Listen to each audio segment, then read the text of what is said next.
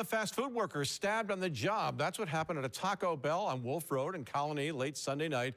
Two suspects were trying to make off with food they didn't purchase. That's what police tell us. CBS 6's Brandon Sapardi joins us outside of that Taco Bell with more. Two people are sitting behind bars tonight, facing a stack of felony charges, all because they wanted fast food. Police say it happened here at this Taco Bell on Wolf Road Sunday night. Police say the two suspects tried to take off with several mobile orders, but when the staff simply asked for proof of purchase, the two responded violently. A late night shift for workers at this Taco Bell almost cost them their lives after they were stabbed by two suspects trying to steal mobile orders. Colony police say it happened around 11:30 Sunday night. Police were called to the fast food joint on Wolf Road for reports of a fight and stabbing. Police say 33-year-old Ahmad Morton and 21-year-old Ariana Rivera, both from Schenectady. Y'all. Man, um, hopefully the people that were stabbed are able to recover. Um, it looks like we're starting to hit a new low in certain parts of society when you go into a fast food restaurant and resort to stabbing the employees because you're trying to steal, takeout orders, delivery orders. Um, and then at the same time, looks like these individuals. They must have, really been hungry to take it to those lengths. But um, even if you're hungry, there's a different ways that you can go about looking for assistance with getting food versus violently stabbing an employee because they're asking you to show proof of purchase before snatching orders.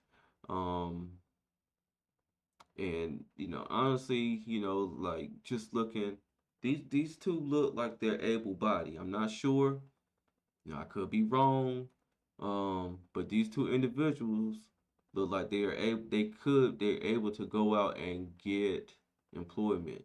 I'm not sure if they have a car. I'm not sure if they don't.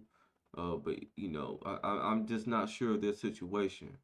But what I do know is it looks like they are able-bodied.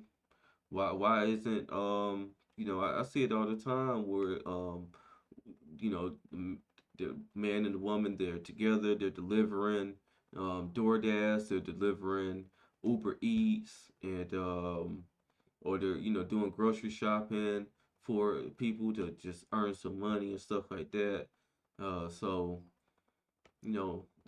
I would have to hear a lot more and understand a lot more, but it should never come down to you doing or committing acts of violence against employees because employees are trying to do their job. And then for the employees, of course, they didn't expect them to react violently with them trying to do their jobs. But you definitely don't want to try to lose your life over, um, things like this. Because, these companies, um, you know, just to be honest, if something was to happen to you, they'll definitely, say they'll mourn you, RIP, but they're more so, I mean, these companies are big companies, so they don't really, I'm not going to say care about the employees like that, but it's not worth risking your life up when, they'll more likely go ahead and be able to replace you and get someone else in there and stuff like that. So you definitely don't want to be losing your life over stuff like this. Of course, do your job, but also you want to be careful and take your safety, into your own hands and it's a very, very unfortunate situation. As you can see, the young lady, she's looking down. I'm sure she's very, very ashamed of herself, and done found herself into a world of trouble over trying to go in and snatch some food from a Taco Bell, which Taco Bell is not the same Taco Bell as of old. Um, Taco Bell, when I was eating this type of stuff, Taco Bell was a lot better as far as food quality wise, but that's just a whole nother subject. Um, terrible report um, coming out of New York, where two individuals go into a Taco Bell and look to steal, delivery orders. And then when confronted by employees asking for the proof of purchase to show like, hey, can you show me on the app that these are the orders that you're coming to pick up, they resort to violence. So I'm not sure which one of these individuals came up with the idea, but it was a stupid idea. Now you're locked up, and the reason why you're locked up is because you're trying to rob a Taco Bell for food, which is sad because like I said, if these people are hungry and they don't have any other resource, you have to try to find a resource. You know, I mean, it doesn't hurt to go in and ask these places, hey, do you have any food? Tell them your situation. But some people are like, too prideful. Some people have egos and things like that to where they won't ask for a helping hand. Um, that they'll rather do things like this and hope not to get caught, or do things like this and bring harm to other people who are just in there trying to do their job and earn a living so they can be able to feed themselves and their family. Let the video close out though. From Schenectady were trying to pick up multiple mobile orders they didn't pay for. When the staff asked for proof, investigators say the pair turned violent, punching and stabbing the workers before fleeing the scene in a white Mercedes, sparking a short police chase. Meanwhile, the workers were treated for non-life-threatening injuries at the scene. The suspects abandoned the car near Central Avenue and were later found hiding inside the Days Inn hotel.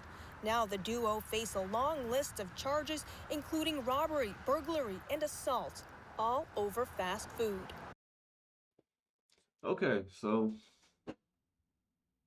they were able to do this in a white Mercedes. I'm not sure if they own the Mercedes or if they stole the Mercedes. I'm not sure. They hid in a Days Inn, as they were saying, so they may have been staying in the Days Inn, so they may not have nowhere to stay. If it's two people who are together and you're in these type of situations,